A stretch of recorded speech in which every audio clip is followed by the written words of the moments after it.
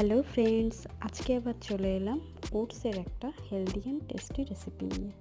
প্রথমে ওটসটাকে জলে ভিজিয়ে 10 মিনিট মতন রেখে দিলাম। তারপর গাজর, পেঁয়াজ, কাঁচা লঙ্কা, তোমরা চাইলে অন্য যে কোনো ভেজিটেবল দিতে পারো, আমি এই কটাই দিয়েছি। এগুলো কুচি করে ভেজানো ওটসের মধ্যে দিয়ে দিলাম। তারপর দুটো ডিম ফেটিয়ে ওটসের মধ্যে দিয়ে দিলাম। আপনারা পরিমাণ অনুযায়ী ডিম ব্যবহার করতে পারেন। তারপর ভালো করে ফেটিয়ে তাওয়াটা বসিয়ে দিলাম। গরম হওয়ার পর তাতে একটু বাটার, আপনারা চাইলে সাদা তেলও ইউজ করতে পারেন, আমি বাটার ইউজ করেছি।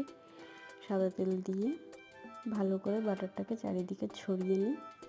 তারপর ঢাকনা দিয়ে 5 মিনিটের জন্য রেখে দিন।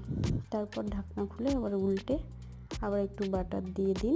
তারপর আবার ঢাকনা দিয়ে আরও 5 মিনিটের জন্য রেখে দিন। তারপর দেখবেন ওটসটা একদম রেডি।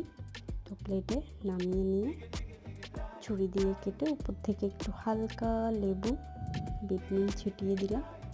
তো তোমরা চাইলে নাও দিতে পারো, স্কিপ করতে পারো। তো রেসিপিটা কেমন লাগলো অবশ্যই জানাবে। Tata, bye bye.